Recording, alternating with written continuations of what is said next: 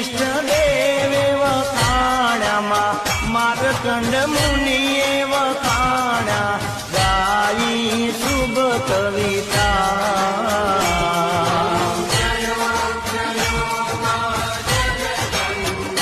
मैया संवत 1657